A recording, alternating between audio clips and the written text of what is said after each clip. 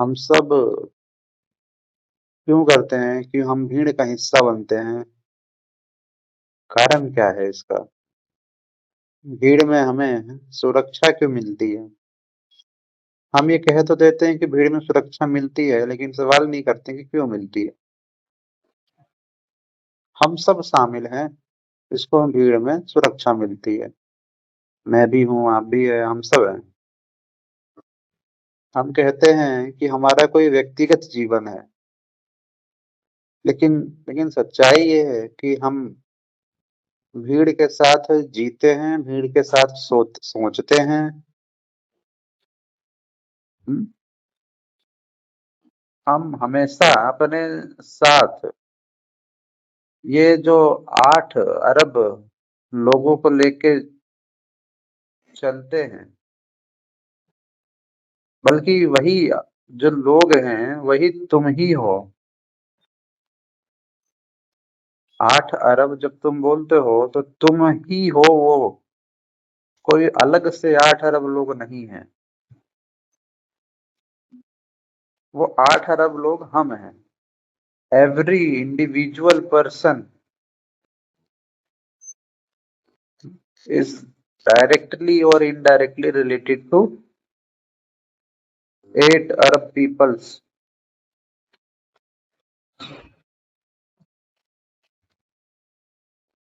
हमारा जीवन भीड़ से ही संचालित है। क्या पहनना है, क्या खाना है, क्या पसंद करना है, क्या नापसंद करना है, ये तुम तय नहीं कर रहे हो, ये भीड़ तय कर रही है। तुम्हारे चुनाव के विकल्प भी वही भीड़ बनाती है। बाजार में दिखने वाले रंग, होटल का मेन्यू, मोबाइल का मॉडल, कौन सा पसंद है, ये सामूहिक पसंद का परिणाम है। तुम जो चुनते हो वो बस भीड़ के तय दायरे में एक छोटा सा भ्रम है कि ये मेरा चुनाव है। हम्म? लेकिन वास्तव में तुम चुन नहीं रहे हो, भीड़ ही तुम्हें चुनती है। तुम जैसे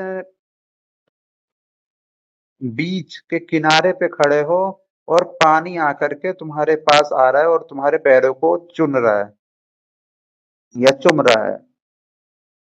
तुम कहते हो कि मैं पानी के पास गया, ये ठीक वैसी ही बात है। मैं पानी के पास गया, नहीं, तुम पानी के पास नहीं गए, पानी आकर के तुम्हारे पास आई है।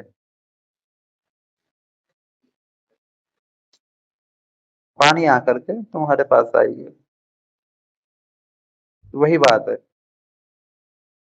किसी काम से पहले तुम झांकते हो कि क्या कोई और भी ऐसा कर रहा है। सर्दियों में स्वेटर तभी पहनते हो जब दूसरे पहनने लगते हैं, होता है ना, कि दूसरा अगर पहन ही नहीं रहा है तो मैं भी नहीं पहनूंगा, क्योंकि अगर मैं पहन लिया तो मैं भीड़ से अलग दिखूंगा। ये मेरी मनोवैज्ञानिक सुरक्षा जो है उसको सीधे सीधे टक्कर देगी, सीधे सीधे तोड़ेगी। लेकिन जैसे ही उस भीड़ में एक व्यक्ति भी अगर तुम्हें दिख जाए कि पहन रहा है, तो तुम भी जाओगे, पहन लोगे।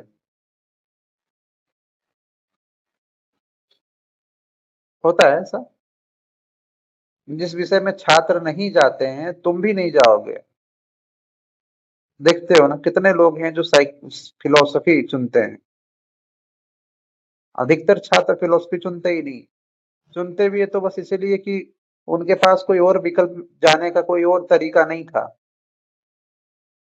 दूसरे सब्जेक्ट में, दूसरे विषयों में जाने का कोई भी विकल्प मौजूद नहीं था, तो तुम या जितने भी छात्र हैं वो फिलोसफी चुन लेते हैं।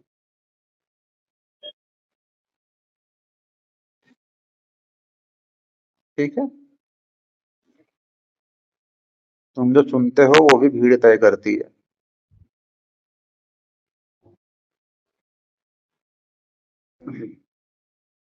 हमारी रीढ़ भीड़ से बनी है। हम अपने अस्तित्व को खत्म होता नहीं देख सकते, इसीलिए भीड़ में घुल जाना चाहते हैं। हम भीड़ में ऐसे घुल जाते हैं कि मानो जैसे सब्स्टिट्यूट एक होता है सॉल्यूशन, एक होता है सॉल्वेंट। कुछ सॉल्यूशन ऐसे होते हैं जो पूरी तरह से घुल जाते हैं, कुछ सॉल्यूशन ऐसे होते हैं जो नीचे बैठ जाते हैं, जैसे मिट्टी और पानी।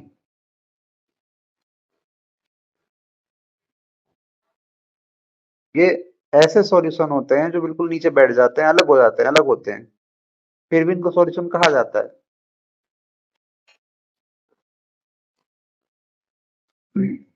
ठीक वैसा ही है। हम घुलते हैं लेकिन पूरी तरह से नहीं घुलते हैं, हम घुल तो जाते हैं लेकिन नीचे बैठे हुए रहते हैं। तना व्यक्तिगत पहचान बनाए रखने के लिए।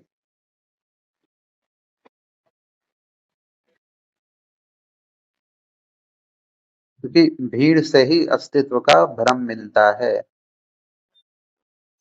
भीड़ से ही अस्तित्व का भ्रम मिलता है। तुम अगर नहीं घुलोगे तो उड़ जाओगे, मिट्टी अगर नहीं घुलेगी पानी में तो उड़ जाएगी। वो जब तक पानी में है तब तक इस सुरक्षा में है कि अब कोई हवा आकर के मुझे उड़ा नहीं सकती। विज्ञान में वो जो सॉल्यूशन है उसकी परिभाषा मुझे बताना, उसका नाम बताना, मैं थोड़ा भूल रहा हूँ उसको। तो दो तरह के सॉल्यूशन होते हैं, एक होते हैं पूरा मिल जाते हैं, एक होते हैं जो जो आधे अधूरे रहते हैं, जो पूरी तरह से नहीं मिलते, नीचे बैठ जाते हैं। उसका नाम बताना मेरे को। ठीक है। जैसे नींबू का रस है, ठीक है, और पानी में डाल रहे हो तो पूरी तरह से वो घुल जाएगा। तो उसको अलग तरीके से कुछ नाम दिया गया है, वो अभी मेरे को नाम याद नहीं आ रहा, टेक्निकल वर्ड है।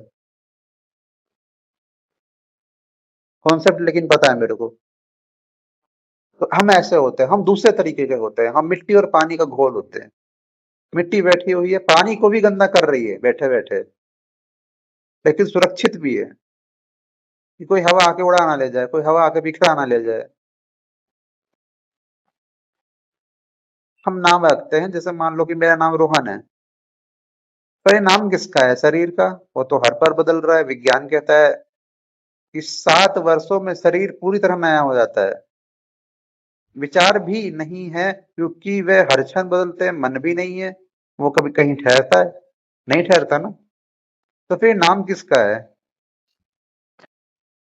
जब तुम किसी मित्र का नाम लेते हो तो किसका लेते हो? शरीर, विचार या मन? फिर तीनों बदल रहे हैं। असल में नाम अलगाव पैदा करता है कि मैं अलग हूं, इसकी भावना देता है। इसी अलगाव से अहंकार है, या कह लो कि अहंकार है इसलिए अलगाव है। अगर सबका नाम रोहन हो जाए तो मैं भागूंगा, क्योंकि मेरा विशेष होना मिट जाएगा। मैं फिर कोई नया नाम खोजूंगा ताकि मैं दोबारा बन सकूं।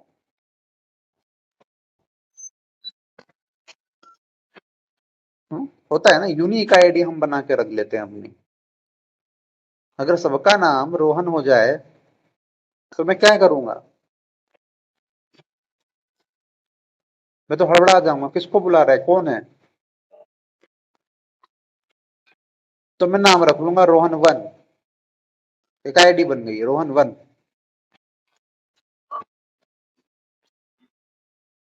अहंकार को अगर बिल्कुल ही टेक्निकल भाषा में नाम देना है तो उसको नाम दे दो यूजर नेम। अहंकार क्या है? User name.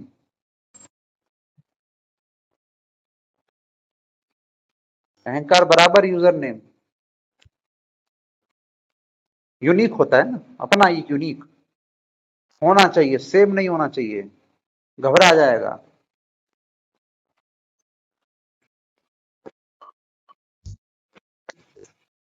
खुद से अपना नाम लेकर के देखो, भीतर कुछ अजीब लगेगा। इसी किसी और का नाम ले लो तो बड़ा सामान्य लगेगा, क्योंकि तुम खुद को भूल जाना चाहते हो। नाम हमारी पहचान बन चुका है, जबकि उसका कोई वास्तविक आधार है नहीं। तुम खुद को नहीं देखना चाहते हो, इसलिए नामों और पहचानों की दुनिया बनाने लगते हो ताकि खुद से बच सको। यही कारण है कि हम सब भीड़ में रहते हैं। भीड़ नहीं होगी तो तुम्हें खुद से देखने के बहुत सारे विकल्प मिल जाएंगे।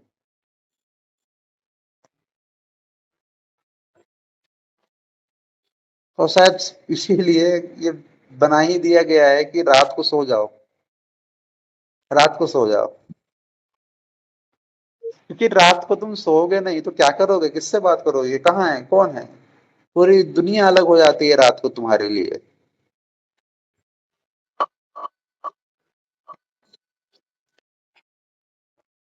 हम्म? रात में तुम बिल्कुल अकेले पड़ जाते हो।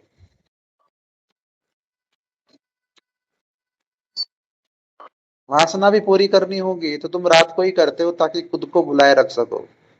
बीवी है तो रात को वासना पूरी कर लो।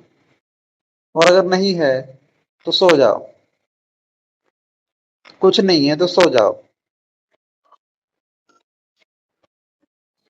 रात होते ही ज्यादातर ऑनलाइन आने लगते हैं लोग। दिन में काम रहता है, दिन में तुम्हारी भीड़ होती है, रात में तुम घबरा जाते हो। रात में तुम अकेले रहना तुम्हारे लिए बड़ा मुश्किल हो जाता है। तो तुम कभी बीवी के पास जाते हो, बीवी नहीं है तो तुम कभी मोबाइल छूते हो, कभी रील देखते हो, कभी कुछ करते हो, कभी कुछ करते हो, ताकि अपने आप को ये एहसास दिलाया जा सके कि तो भीड़ तो है, भीड़ है मेरे आसपास। और शायद इसीलिए गीता में श्री कृष्ण कह रहे हैं कि सामान्य लोगों के लिए जो रात्रि है वो संत लोगों के लिए वो दिन का काम करती है। जो सचमुच इतनी हिम्मत रख पाता है कि खुद को देख सके, उसके लिए रात्रि एक बहुत बड़ा अवसर बन जाती है स्वयं को देखने का।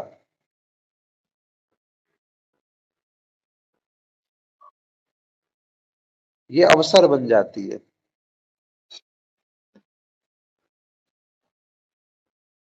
रात बहुत सुहानी है।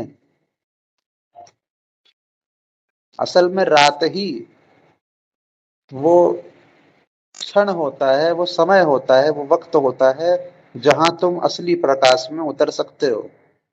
तुम खुद को जान सकते हो, देख सकते हो, अपने भ्रमों को देख सकते हो।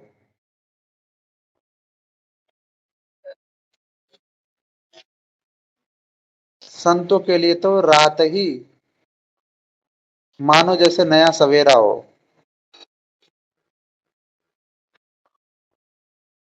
ये कहना बिल्कुल गलत नहीं होगा। जब बहुत ज्यादा गहरी रात होती है तो समझ लेना यही वो क्षण है कि अब इसके अगले पल एक नया सवेरा निकलेगा, एक नई रोशनी, एक नई धूप निकलेगा। और अगर अगले रात के बाद जो सवेरा होता है, आप अगर वैसे ही रह गए जैसे पिछले रात को थे और पिछले दिन को थे, तो फिर आपके लिए सवेरा कभी हुआ ही नहीं। आप इस भ्रम में हो कि हर रोज सुबह होती है। सुबह हो ही नहीं रही है आपके लिए। अब एक बहुत बड़े भ्रम में हो कि कुछ सुबह हुई है और नई ताजगी हवा मिली है, कुछ नया देखने को मिला है। कुछ नया देखने को नहीं मिला है तुम्हारे लिए। तुम वैसे ही हो जैसे 5 साल पहले थे। तुम्हारे लिए सूरज नहीं बदला है। तुम्हारे लिए ना तो हवाएं बदली हैं, ना तुम्हारे लिए पानी बदला है, ना पूरी प्रकृति बदली है। तुम वैसे हो इसलिए सारी चीज तुम्हारे लिए वैसी ही है।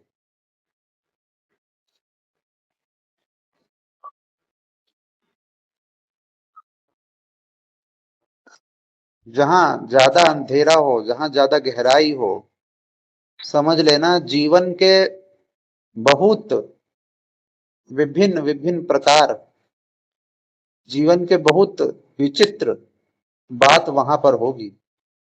समुद्र के मामले में ये बात बिल्कुल ठीक बैठती है। समुद्र के ऊपर तुम्हें जो जीवन दिखाई देता है वो बिल्कुल 1% है।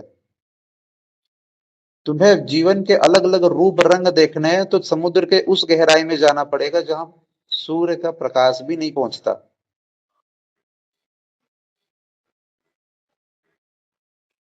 ये होती है असली रात्रि। इसको बोलते हैं शुभ रात्रि। हम शुभ रात्रि बोलते हैं ताकि हम शुभ रात्रि बोलकर सो सके। संत आदमी जब शुभ रात्रि बोलेगा तो वो शुभ रात्रि इसलिए बोलेगा ताकि शुभ रात्रि बोलने के बाद और जग सके। ये अंतर होता है। हम शुभ रात्रि बोल करके एक बहुत बेहोशी वाली नींद में चल जाते हैं। संत व्यक्ति, आध्यात्मिक व्यक्ति शुभ रात्रि बोल करके अब और ज्यादा हकीकत में जाने लगता है। हकीकी से इश्क हो जाता है उसको।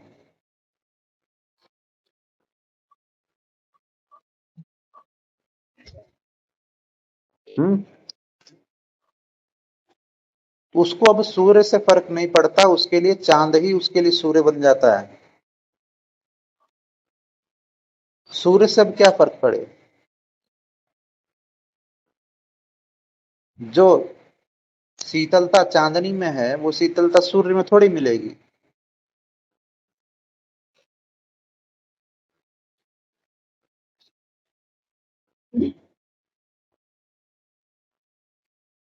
हाँ, सूर्य भी जरूरी है, बिल्कुल जरूरी है। लेकिन सूर्य का महत्व तभी पता चलेगा ना जब तुमने चांदनी देखी होगी। चांदनी ही नहीं देखे हो तो सूर्य का महत्व भी क्या देखोगे।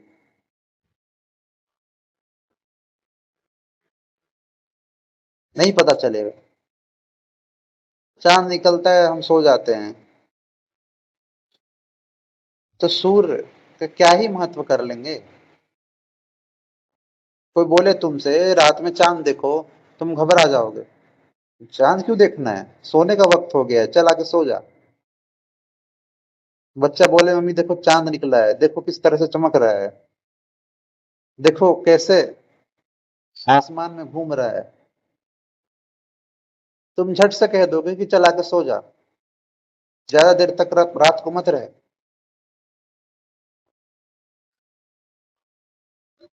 सूर्य के मामले में ऐसा नहीं होता। सूर्य के मामले में हम कह देते हैं कि सूर्य जैसे उगे वैसे ही उठ जाया करो, सूर्य की पूजा करा करो। चांद की बहुत कम ही पूजा होती है। चांद की भी पूजा तभी होती है जब करवा चौथ का व्रत तोड़ने का बारी आता है। चांद का भी संबंध बस वासना से ही है, लेकिन सूर्य का संबंध पवित्रता से जोड़ दिया गया है। क्यों, चांद की क्या गलती है। जबकि बड़े से बड़े महान वैज्ञानिक और दार्शनिक और कवि चांद को देखकर ही इतने महान बन पाए हैं। चांद के बारे में उन्होंने न जाने कितनी बातें लिखी हैं, लेकिन ये आम संसारी चांद की कभी महिमा समझ ही नहीं सकता। क्योंकि उसने चांद को बहुत दूर बैठा रखा है, बहुत दूर बैठा रखा है। बोलते भी है चंदा मामा दूर के, इतने दूर के, इतने दूर के हैं। चांद हमेशा से हमारे लिए असहज रहा है, क्योंकि चांद तुम्हारा ही एक उच्चतम रूप का प्रतिनिधि करता है। और हम उससे डरते हैं, हम घबराते हैं,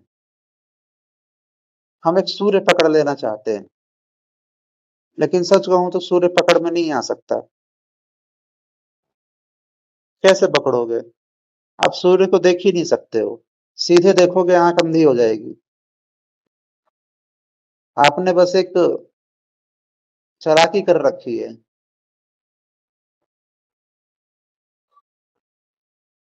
एक सीधी साधी साजिश कर रखी है, रची रचाई साजिश कर रखी है। सूर्य को भी तुम प्रणाम इसलिए करते हो ताकि सूर्य के नीचे काम करके तुम्हें 2 वक्त की रोटी मिल जाए। तुम बस 2 वक्त की रोटी के लिए सूर्य को प्रणाम करते हो। ये किस लिए है, ये क्यों है। अपने स्वार्थ के लिए सूर्य को प्रणाम करते हो। नैतिकता क्यों करते हो? चांद तुम्हें नैतिकता करने का अवसर नहीं देता, क्योंकि चांद तुम्हें सीधा सीधा दिख जाता है। तुम उससे मुंह छुपा नहीं सकते, इसलिए जल्दी सो जाते हैं। सूर्य के साथ तुम सीधा सीधा संबंध बैठा नहीं सकते, इसलिए तुम नैतिकता का ढोंग करते हो।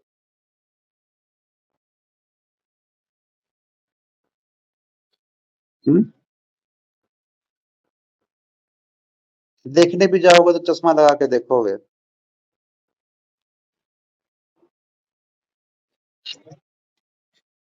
चश्मा लगा के देखोगे।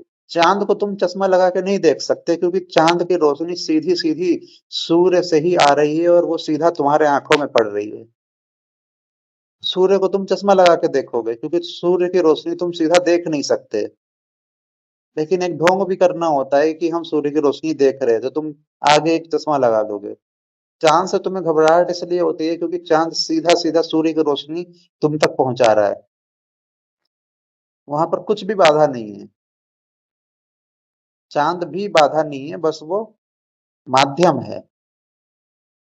जितना डर तुम्हें सत्य से नहीं लगेगा, उतना डर तुम्हें सत्य के माध्यम से लगेगा। इसलिए संतों ने हमेशा कहा है कि गुरु गोविंद दो खड़े काके लागो पाए, बलिहारी गुरु आपने गोविंद दियो मिलाए। संतों ने कभी गोविंद के पांव तो पड़े ही नहीं है, गुरु के पांव पड़े हैं। क्योंकि सत्य से तुम चालाकी कर सकते हो, गुरु से चालाकी नहीं कर सकते। चांद गुरु होता है। सूर्य से तुम चालाकी कर सकते हो, लेकिन चांद से तुम चालाकी नहीं कर सकते। इसलिए तुम भागी जाना चाहते हो, तुम जल्दी सो जाना चाहते हो, सरपट 10 बजते ही सो गए। कहीं बाहर निकलो, 12 बजे, 1 बजे, 2 बजे, देखो चांद की क्या क्या रोशनी खिलखिला रही है। तुम डरोगे, तुम भागोगे। तुमने कहानी बना दी है चांद के साथ, कि भेड़िया आता है चांद को देख करके, वो वुल्फ मैन में बदल जाता है और वो सबको मार खा जाता है। चांद का क्या दोष है इसमें? एक साधारण जानवर आकर के वो एक राक्षस बन जाता है। तुमने क्या जोड़ दिया चांद के साथ? सूर्य के साथ तुमने बड़ी कहानी, एक पवित्रता की कहानी जोड़ दी है, कि जैसे ही सूरज उगता है वैसे ही राक्षस मर जाता है। क्यों? चांद सहायक हो जाता है राक्षस बनाने में। क्या जोड़ दिया है, क्या पागलपन है? ये सीधा सीधा साजिश है, ताकि तुम सच्चाई से दूर भाग सको।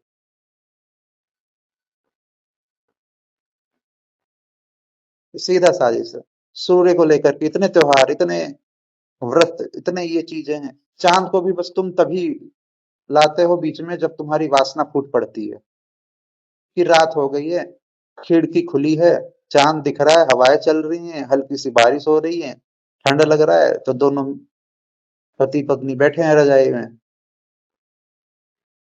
चांद से संबंध तुमने इतना जोड़ रखा है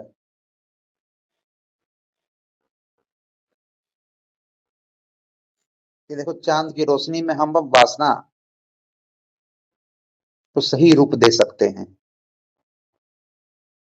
बस इतना संबंध है चांद से, और कोई संबंध नहीं है। न कविता है, न कथा है, न कुछ है, न कला है।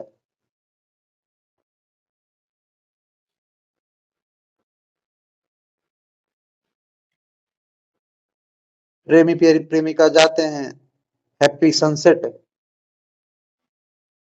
देखने के लिए। वो हैप्पी सनसेट देख इसलिए है ताकि एक हैप्पी हनीमून हो सके। सनसेट देखा जाता है, सनराइज नहीं देखा जाता। अब सूरज के सामने तुम वासना थोड़ी अपनी दिखा सकते हो। सूरज के सामने तुम तो बड़ी नैतिकता ही दिखाओगे। बड़े नैतिक आदमी हैं हम। सूर्य के सामने पवित्र बन गए हैं। सूर्य के सामने तुम पूरे कपड़े पहन के आ जाओगे, चांद के सामने बिल्कुल नंगे। बस एक यही क्षण होता है जहां तुम चांद के सामने तुम नंगे हो जाते हो जब वासना पूरी करनी होती है। उसके अलावा और कुछ नहीं है, चांद से लेना देना कुछ नहीं है।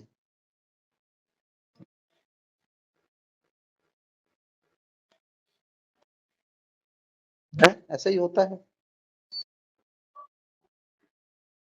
संत वो होता है जो चांद को सूर्य ही समझे।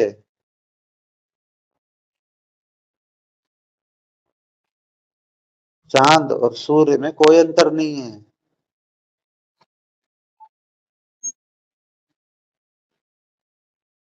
अंधेरा भले ही हो, लेकिन अंधेरा में भी वो प्रकाश है। असल में प्रकाश का महत्व ही तब पता चलता है जब अंधेरा हो। अंधेरा हो।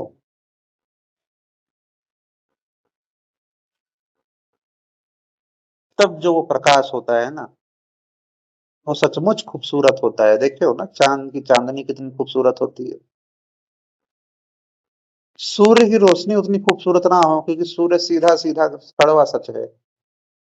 वो तो तुम्हें बर्दाश्त भी नहीं होगा।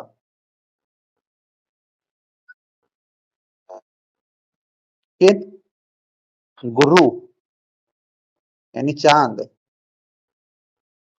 उसका प्रकाश है सचमुच बहुत सुंदर होता है, इसलिए उसको गुरु बोला जाता है। अंधेरे को हर लेने वाला। लेकिन अंधेरे को हरने के लिए पहले अंधेरा होना तो चाहिए। अंधेरा है तभी प्रकाश है ना। अंधेरे में भी जो प्रकाश दिखा दे वो गुरु होता है, इसलिए चांद को गुरु का दर्जा दिया गया है। सूर्य क्या है? सूर्य तो सीधा सीधा निराकार है, सत्य है। लेकिन हम निराकार सत्य की बहुत बात करते हैं, गुरु की कोई बात नहीं करता।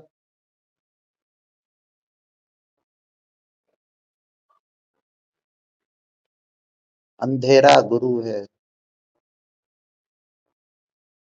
अंधेरा गुरु है। सूर्य में तो तुम अपने आप को ये भ्रम में रखे रहोगे कि हम उजियारे में जी रहे हैं। चांद के सामने तुम ये भ्रम टिका नहीं सकते, क्योंकि चांद जब होता है तो तुम्हें अंधेरा भी दिखता है और साथ ही साथ उजाला भी दिखता है। सूर्य जब होता है तो तुम्हें अंधेरा नहीं दिखेगा, सिर्फ उजाला दिखेगा।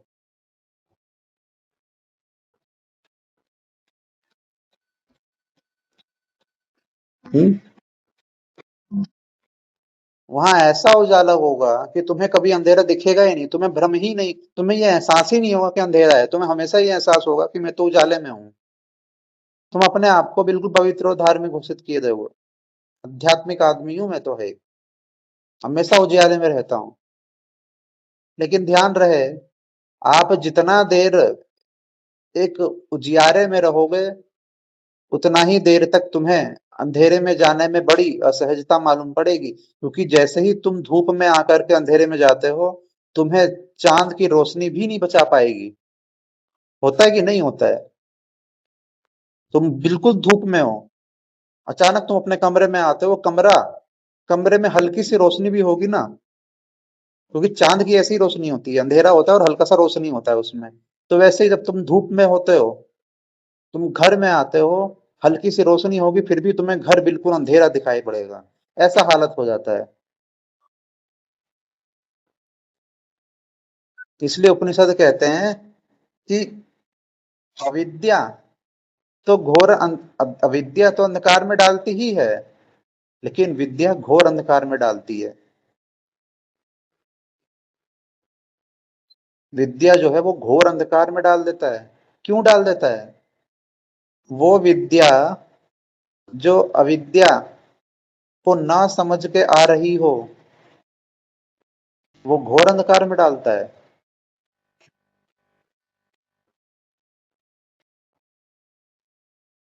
समझ रहे हो? अंधेरा तुमने कभी देखा नहीं, धूप ही धूप में रह गए, और अचानक अंधेरा दिख जाता है तो बड़ा असहज हो जाते हो कि ये क्या हो गया, इतना अंधेरा कैसे है। और जो पहले से उस अंधेरे में है, जो चांद की रोशनी ले रहे हैं, उनके लिए बस सब कुछ ठीक है, क्योंकि उन्होंने जाना है अंधेरा और रोशनी को साथ साथ, इसलिए उनको सहजता लगेगी।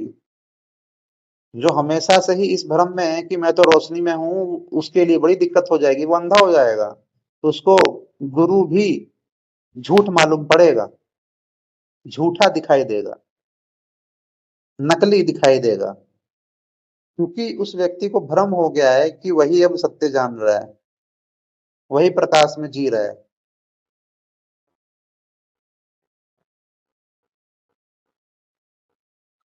अंधेरा है लेकिन थोड़ी रोशनी है। अंधेरा तो निश्चित है, लेकिन साथ ही साथ रोशनी है। अंधेरा है लेकिन साथ में रोशनी को भी जान रहा हूं। रोशनी का ऐसा प्रकाश है, चांद का ऐसा प्रकाश है कि अब अंधेरा का भी आभास हो रहा है। असल में प्रकाश तभी काम आ सकता है जब तुम्हें उस प्रकाश में अंधेरा दिखने लग जाए, और उस अंधेरे में रखी हुई वस्तु दिखने लग जाए। प्रकाश का महत्व तभी है, अगर प्रकाश ऐसा हो कि तुम्हें अंधेरा का कुछ पता ही ना चलने दे रहा हो, तो समझ लेना वो प्रकाश तुम्हारे लिए खतरनाक है, वो तुम्हें अंधा बना देगा।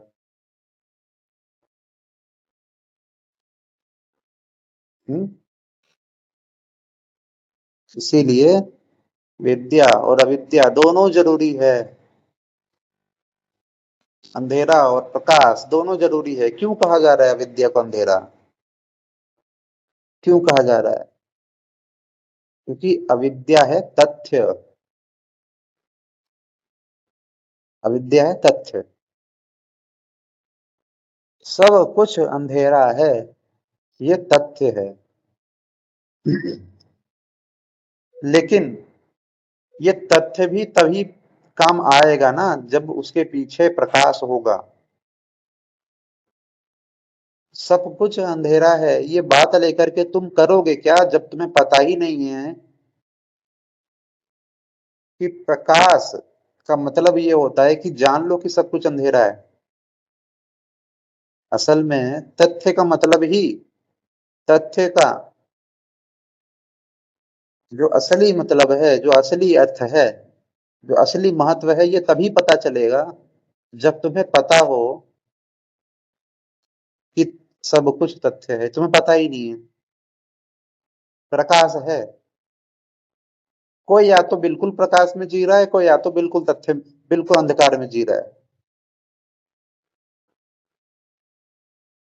कोई बिल्कुल ही अंधकार में जी रहा है तो उसको प्रकाश का कुछ नहीं पता चलेगा, बिल्कुल ही प्रकाश में जी रहा है तो अंधकार का कुछ नहीं पता चलेगा। बीच में जीने का मतलब होता है कि दोनों को साथ साथ पता चले।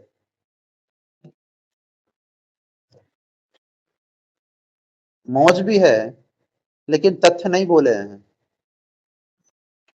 तो उस मौज में भी असली मौज होगी।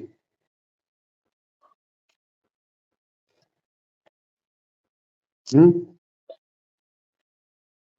खा रहे हो पेट भरने के लिए, लेकिन तथ्य ये है कि एक ना एक दिन तो खत्म होना ही है। शरीर चलाने के लिए खा रहे हो, लेकिन ये तथ्य ये है कि एक ना एक दिन खत्म होना ही है। तो फिर खाने का उद्देश्य बदल जाएगा। फिर खाना तुम इसलिए नहीं खाओगे कि सिर्फ शरीर चलाना है। खाना तुम इसलिए खाओगे ताकि इस शरीर को बस सही काम में लगाना है, एक ठीक काम में लगाना है। ऐसे काम में लगाना है कि जो पूरा ही अंधकार में है उसको थोड़ा प्रकाश की ओर लेके जाना है, जो पूरा ही प्रकाश को भ्रम माने हुए है, बिल्कुल प्रकाश के ही भ्रम में है, उसको थोड़ा अंधकार दिखाना है। अब तुम इस काम में लगाओगे खुद को, शरीर को,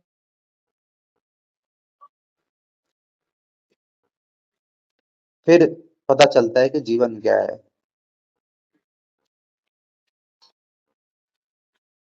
जीवन का मतलब ये नहीं है कि तुम सिर्फ पेट ही भर रहे हो, शरीर ही चला रहे हो। शरीर चलाना क्यों है ये भी पता चलना चाहिए ना। शरीर तो चला रहे हो ये तथ्य है, लेकिन क्यों चलाना है ये प्रकाश तुम्हें बताएगा। वहां पर एक एक बहुत ही ठंडी शांति होती है।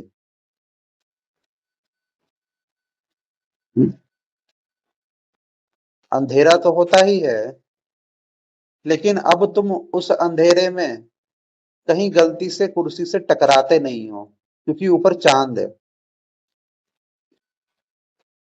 अंधेरा निश्चित रूप से है, तथ्य है। तुम्हें क्या लगता है प्रकाश है सब कुछ? तुम तो इस ग्रह में रहते हो, इसलिए तुम्हें लगता है कि सब कुछ प्रकाश है। तुम अंतरिक्ष में जाओगे तो सब कुछ अंधेरा है। अंतरिक्ष में ऐसी ऐसी जगह है जहां पर इतना अंधेरा है कि तुम अपना हाथ भी नहीं देख सकते हो। तुम कुछ नहीं, बिल्कुल अंधेरा हो जाएगा। तथ्य अंधेरा है।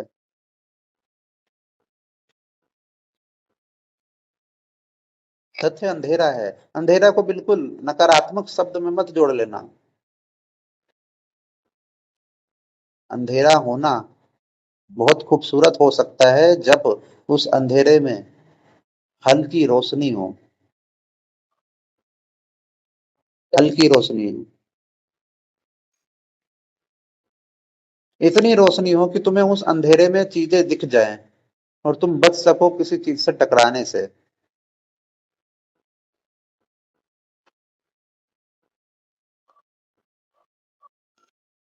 पूरी ही रोशनी होगी तो गड़बड़ हो जाएगी ना फिर तुम कितना देर तक पूरी ही रोशनी में रह पाओगे?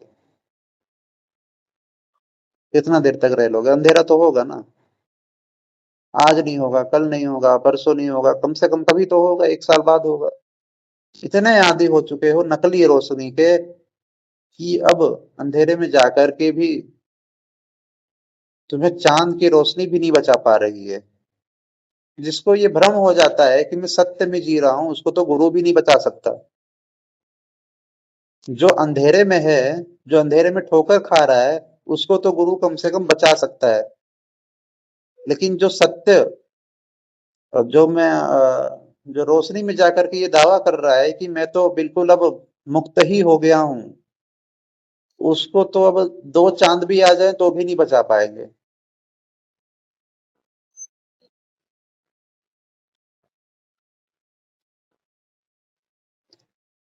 इसीलिए बोला जाता है ना, बलिहारी गुरु आपने गोविंद दियो मिलाए। गुरु की छवि में ही गोविंद है, अलग से कहीं गोविंद नहीं है।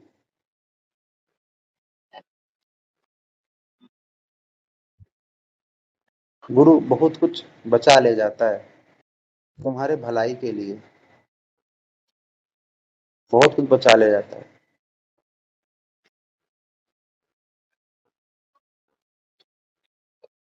गुरु, गुरु। गु माने अंधेरा, रू माने दूरी, अंधेरा को दूर करने वाला।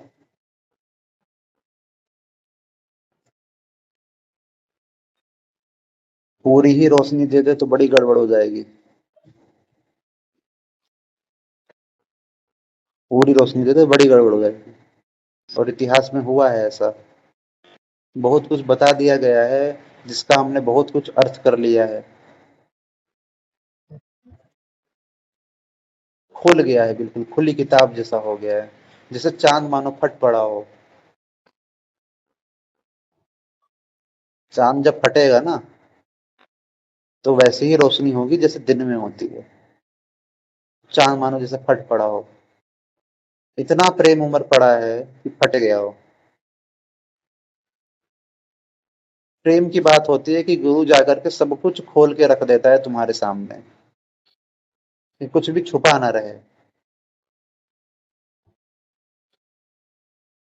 ये प्रेम के नाते हो जाता है। हालांकि उसको भी पता है कि अगर सब कुछ खोल के रख दिया जाए तो इसका बहुत गलत इस्तेमाल होगा, लेकिन फिर भी वो सब कुछ खोल के रख देता है। कुछ भी छुपा नहीं रहता। ये प्रेम के कारण होता है। उसको बेवकूफी मत बोलना। बेवकूफी हम करते हैं।